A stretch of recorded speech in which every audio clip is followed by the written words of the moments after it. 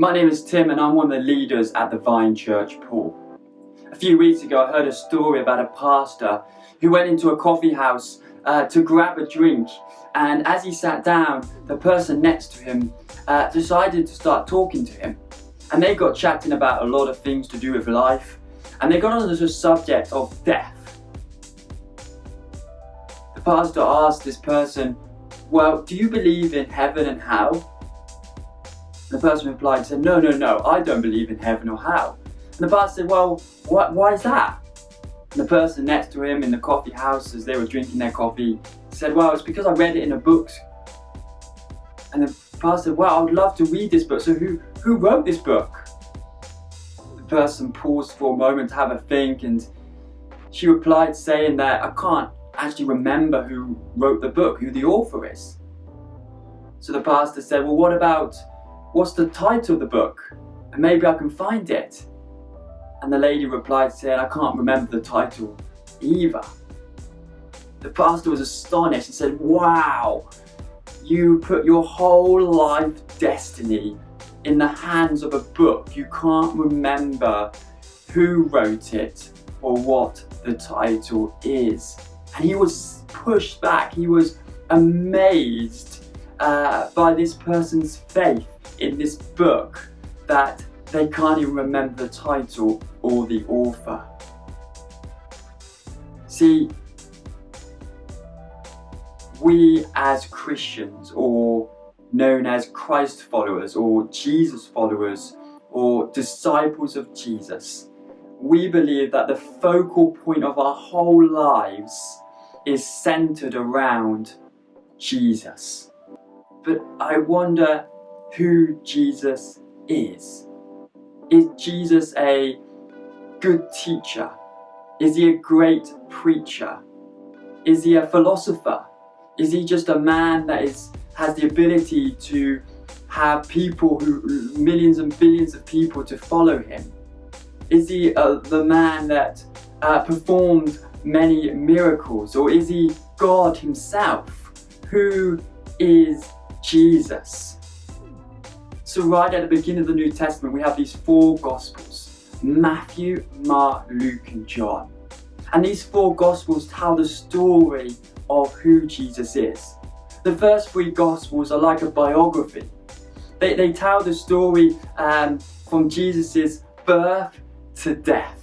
And they tell us of miracles, they tell us of his teachings, they tell us of his whole life, his family, his friends, and his relationships. And then you get John, and John is written like a CV. He wants to tell everything that Jesus has done. He wants to tell the people of how great Jesus is. And in the Gospels, we learn and we understand about this man called Jesus. See, many people expected Jesus to come. They expected him to come as the king, the king of the land, to save the people in war. He expected him to come as a royal king, and he would have lots of money. But actually he came the opposite way. He came as a humble king. He came as a gentle king and a loving king. He wanted to be with the people. He grew up, and many people, not just tens of people, not even just hundreds of people, but thousands and even hundreds of thousands of people in his day started to follow him. People left their jobs to devote their lives to Jesus. People followed him from town to town, village to village. There will be stories that we hear in the Gospels of people taking their sick children miles and miles to Jesus so that they could be healed, and they were healed. There's stories of them traveling, saying, "Jesus, come to my house to have a meal with me. I want to spend time with you. Would you pray for my elderly parent or my sick child?" And these stories are all found in the Gospels. See, the remarkable thing about the Bible is, although it was written thousands of years ago, we have thousands of manuscripts dating back to AD 130 that show the existence of Jesus, show the stories of Jesus. There's even a historian called Josephus, and he writes, he was alive in the day of Jesus, and he writes that there was a man called Jesus who was known as a wise teacher, and he died upon the cross, and allegedly he resurrected. See, for thousands of years, millions, even billions of people have decided to devote their life to the following of Jesus, to the teachings of Jesus. See, we believe as we read the Gospels, the teachings of Jesus, is that actually inside of us, that Jesus gives us our identity. He gives us value in our lives. He gives us a reason and a purpose for our existence. Healing the multitudes, teaching thousands of people devoting their whole life to him. And at the end of the time, a man, the people wanted to kill him because they were afraid of his popularity. They were worried about how many people devoted their life to him. And so Jesus, he gives us life. And the Bible says that he's come to give life in abundance, in the fullness. The Roman officials, they were afraid of Jesus' popularity. They were afraid of how many people were devoting their whole life to him. Rather, they were afraid of how many people were devoting their whole life to him and following him. And so they wanted him dead. And so Judas betrayed Jesus. He pointed Jesus out to the officials and they arrested him. And then he went in front of a court and they sentenced him to death.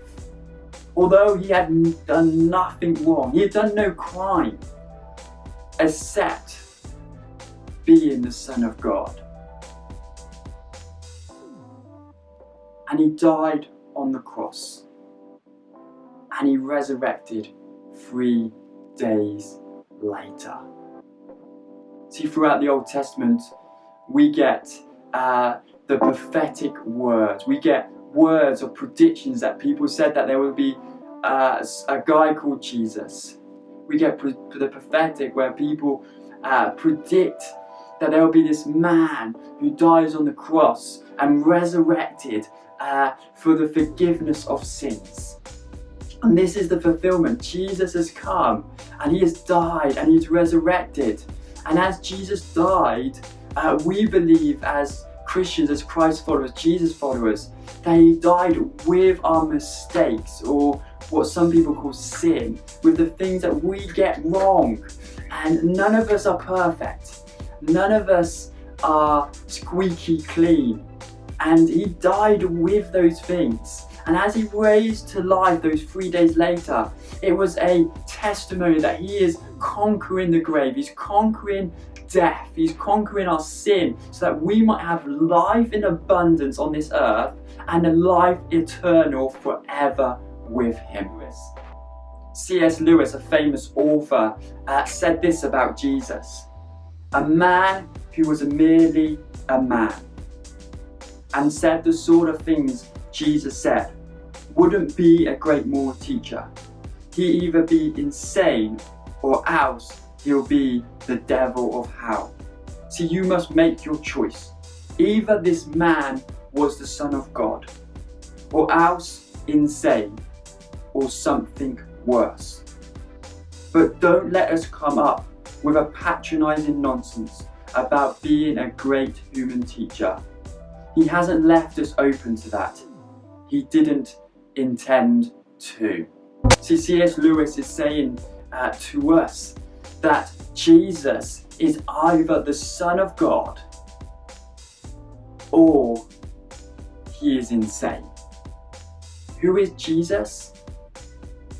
Well, I believe that Jesus was a great teacher. I believe that Jesus was the Son of God. I believe that Jesus performed many miracles. I believe that Jesus died and resurrected so that I might have life in abundance. I believe that Jesus gives me great peace. He gives me purpose and value in my life. I believe in Jesus. See, I want to challenge you. I want to encourage you. Why don't you decide to investigate for yourself who Jesus is, so that you can make an informed decision about the destiny of your life?